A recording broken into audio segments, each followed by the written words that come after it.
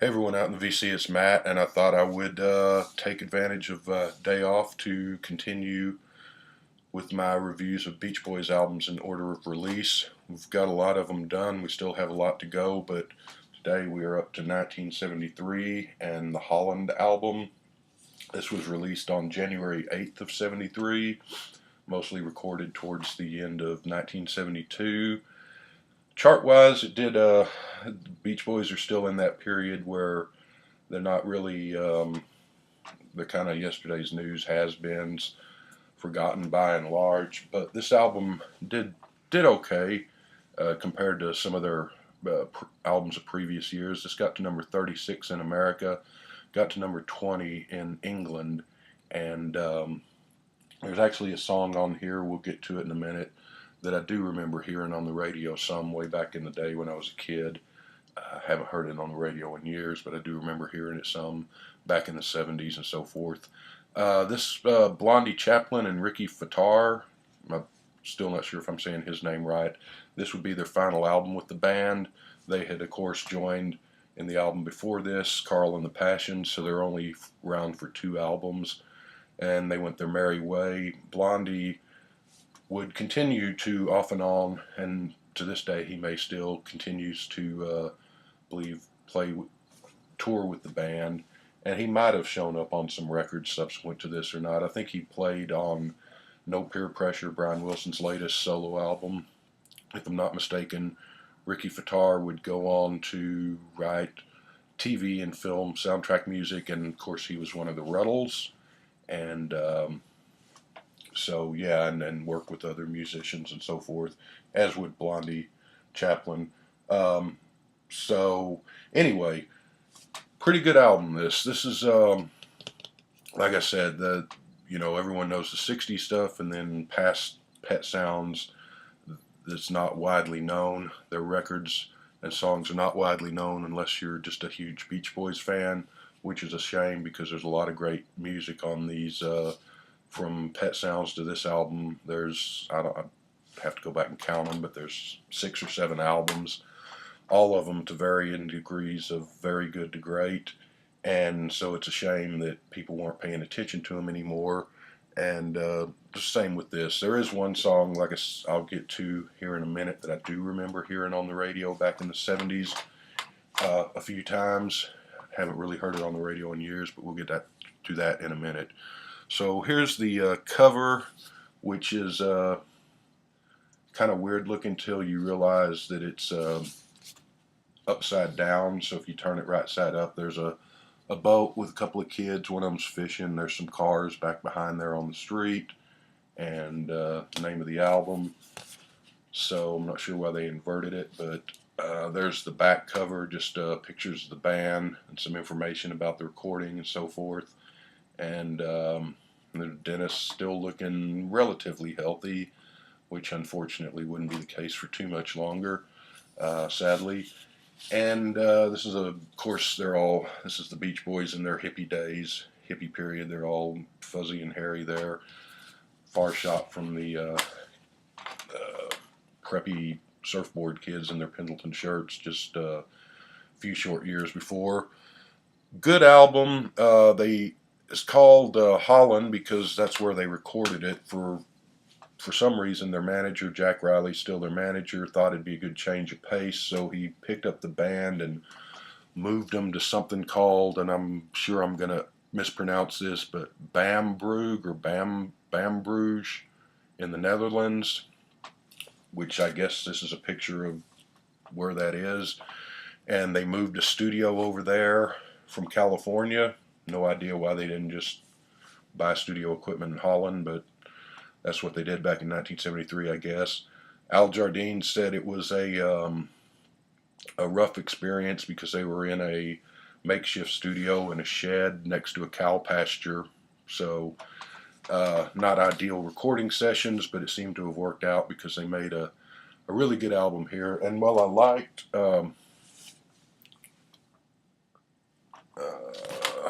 that's not going to work, is it? Well, I liked Carl and the Passions back there. Is a fairly good album. This one's quite a bit better in my opinion.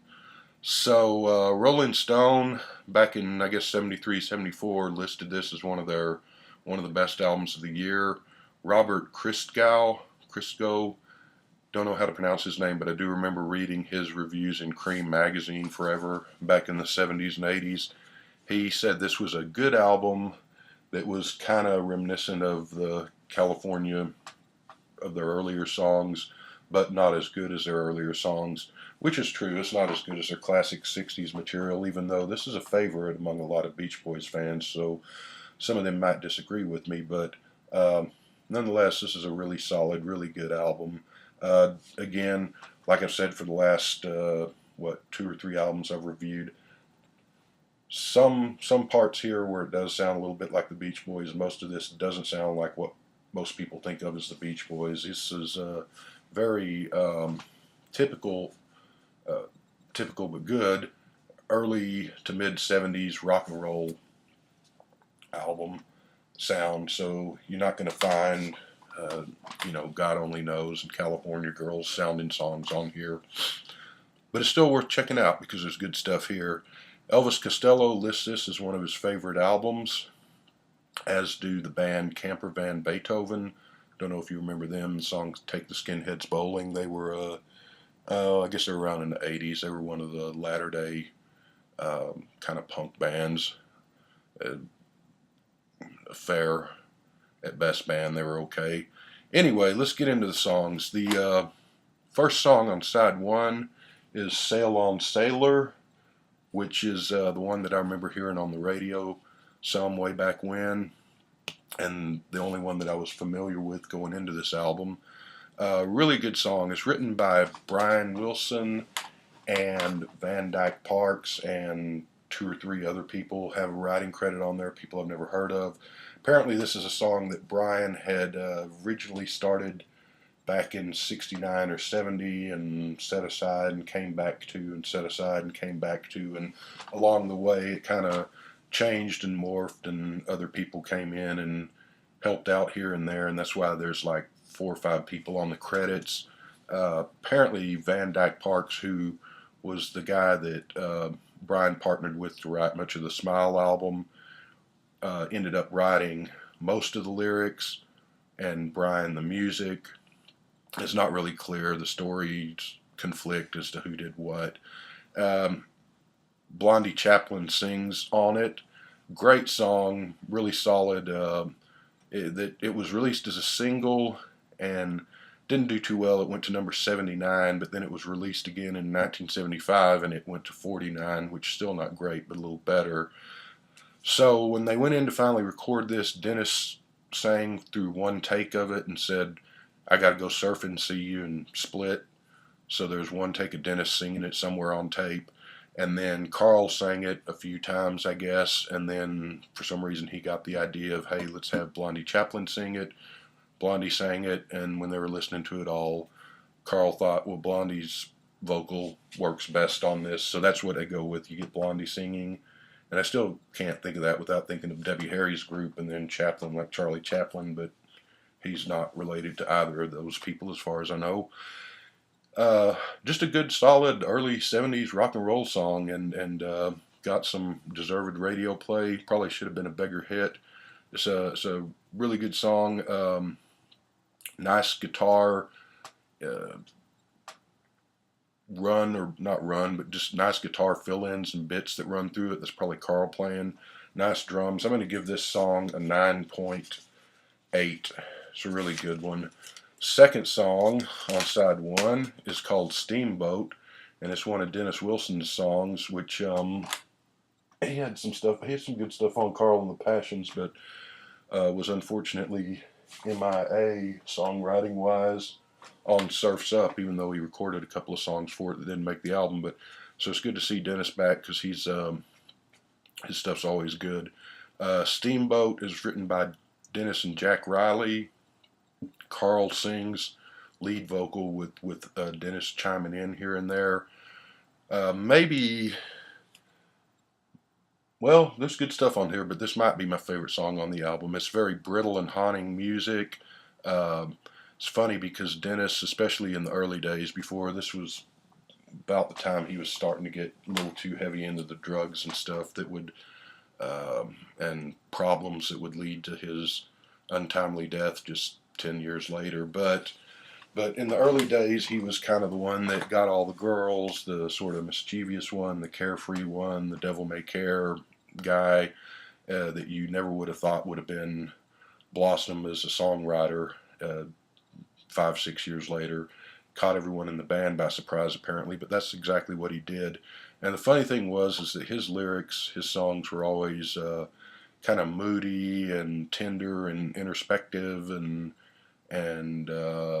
poetic, and there was never any of the fun in the sun or upbeat to his songs like you got with Brian and Mike Love.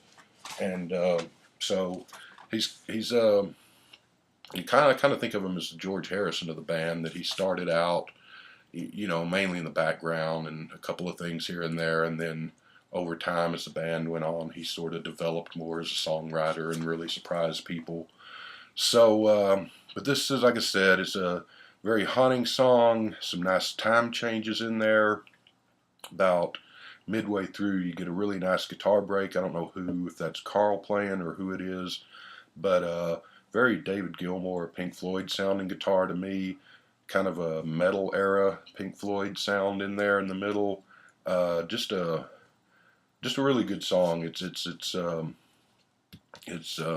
got substance. It's got soul. It's just I'm going to give that a 9.9. Next we get into, on side one, it's actually 3 songs, but it's called the California Saga, and it's broken into this like a medley type thing. It's broken into 3 parts: California Saga Big Sur, California Saga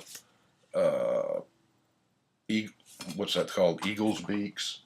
I should probably have looked at this before I did that. And then California Saga California is the last one. And I don't know. Anyway, the Eagle's Beaks is the middle one. So yeah, I'm going to just sort of go together. The first one, the Big Sur part, is written by Love and sang by him and Jardine. And for Mike Love, as much as I rag on him because he's a fool, good lyrics here. I mean, I got to give the guy credit, and he sings lead, and he does a really good job. It's really good song. It's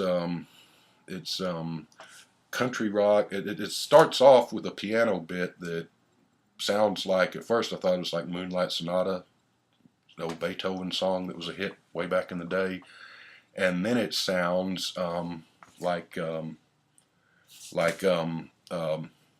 just went blank, the Shangri-La's song, Past, Present, and Future, that little piano break. And that only lasts for a few seconds. It's a nice little introduction, but then it just turns into sort of a country rock song, which was kind of big in the 70s, in the early 70s. And it's kind of a return to what the Beach Boys did in the 60s. It's selling that image, or not selling, it's portraying, painting a picture of the image of California, but it's more of a 70s hippie style days California than a Gidget and beach blanket bingo and hot rod cars and hamburger stands and surfboards of the early 60s. So it's a really good song. The second part, the Eagle's Beak, is kind of nice too. That was written by, and I think I got my notes mixed up a little bit, Jardine, and a bunch of people wrote that. I think his wife had a credit in there and some other people. Kind of reminds me of the soundtrack movie music in those old Billy Jack films. It's got a flute in the background and kind of early 70s jazz rock, hippie music. Nice backing vocals in parts, which not harmony really, but just backing vocals. Kind of reminds you of the old Beach Boys, the Beach Boys of old. And the last part, California Saga California, is by Jardine, I believe. And I forgot to write it down, but I think he's the one responsible for writing that. It's more upbeat, bouncy than the first 2 sections. Bouncier than the first 2 sections. It's got a catchy back and forth rhythm with a harmonica running through the song, which is catchy to the point of it could almost have been annoying. If they hadn't done it right, it would have been pretty annoying, but they do it just right, so it's not. And it's an upbeat. And it's just to grade the medley, the California Saga altogether, instead of breaking down the parts, I would give it like a probably a 9. I think it's really good. So a solid first side. There's not a bad song on here. It's a great first side.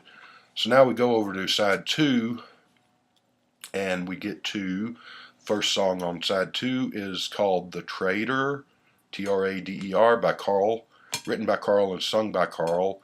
Kind of neat at the first of the song, someone says hi at the very first before the music kicks in, and it reminds me, kind of got a laugh out of that because it reminds me of that little thank you at the end of Obladi Oblada. I think that's probably John that's doing that, goofing around or something. Typical Carl Wilson song of the time, which is a good thing because he was kind of coming to his own as a writer around this time too. And good song. It's sort of the discovery of America, and that's bad news for the people that had already discovered America and were already here. Manifest Destiny kind of reminds me of Powderfinger by Neil Young off the Rust Never Sleeps album, lyrically and thematically, not musically. Good solid song, early 70s sounding rock and roll. Give that a 7.5. The second song on side 2 is called Leaving This Town. That's written by Chaplin and Fatar. It's a very 70s sounding, very piano driven, early 70s soft rock type music that you heard all over the radio back in those days. It's which is generally not the kind of music I'm crazy about, but this is pretty nice, and had this gotten put out as a single and promoted, it probably could have been, or at least should have been, a hit back in those days. It's nice. I'm going to give it a 6.5. Third song on side 2 is called Only With You, which is another Dennis Penn song. Dennis and Mike wrote it. Carl sings the leads. It's a nice vocal. It's another song of love and devotion, which is kind of typical of Dennis songs, but as always with sort of a bit of fear and a longing edge to it. It's nice. It's not one of the best Dennis songs, but it's a solid song. I give it a 6.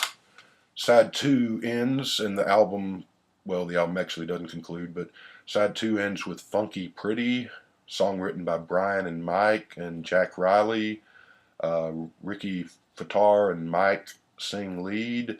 It's one of the few, because Brian is still sort of out of it at this point, and he played and sang on the songs, but he didn't have a whole lot of input with right towards the end of the album, with the exception of right toward the end of the album.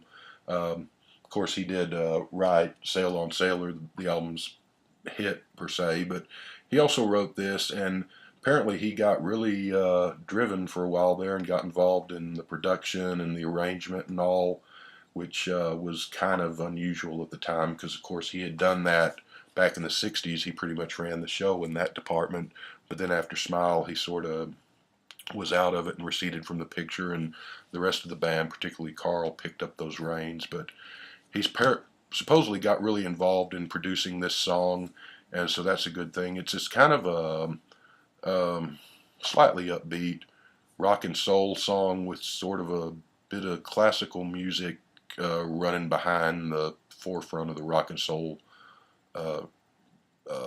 upfront music, and a bit of classical in the choruses and behind.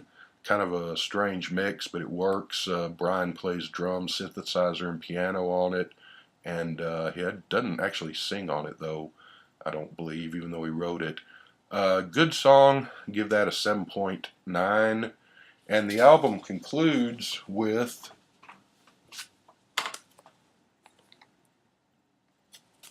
came with a EP, and this was Brian's what he wanted to be. Oh, that's like I said, they recorded this album in Holland, but then when they came back from Holland, they recorded a few things in Los Angeles toward the tail end to finish off the album.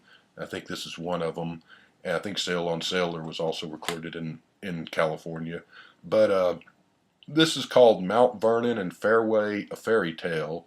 Man, on all of this is written by Brian, with the exception of Carl and Jack Riley chip in and help out a little bit.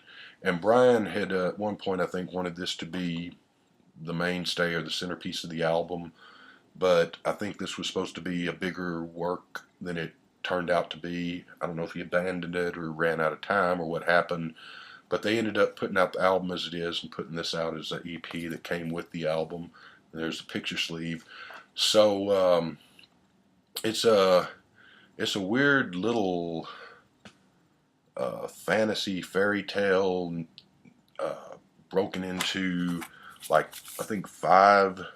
Yeah, there's 4 songs on side 1 and 2, so six songs, but it all runs together like a little rock opera or medley, and it's got narration throughout it. Most of the narration is by Jack Riley, though one part is by Brian, even though it's in a weird sort of modulated voice that he's running through I don't know, a computer or a microphone with effects or something. And so a kid's radio sort of comes to life, and there's the radio's talking to him, and he's floating around, and kind of it works. It's weird. It's just something that could have easily fit on the Smiley Smile album, as kind of strange and out there as that was. And it's just sort of a little kid's fairy tale with the music that fits that, and some of this is instrumental, some of it has singing. Someone said that he should probably turn this into like a children's book, or maybe a little children's short film, like live action or cartoon. Uh, it's just a weird little odd kind of kids fairy tale piece of music strung together, and it's pretty neat. I'm going to give it an 8.9. Overall, I'll give the album an 8.5. It's a solid album, and this is 1973, and they had up to this point an album out every year, if I'm not mistaken, from 1962 up to 1973, and and of course they would always be compilations and greatest hits and you know things like that. But this 1973, they would not have another album out until 1976, which is the next one we'll get to when we get to it. Anyway, so yeah, did I say 8.5 is what I would give the album overall? It's a little bit better than Carl and the Passions, which is a good album. It's comparable to Surf's Up and Sunflower. I think probably a little better than this. But this is a good album. Should have been a hit. Should have got a lot of airplay. It didn't. At least Salem Sailor got some airplay, and is regarded as a classic, or as at least a well-known Beach Boys song of sorts. One of the few outside of the '60s that is. But good album. Go check it out.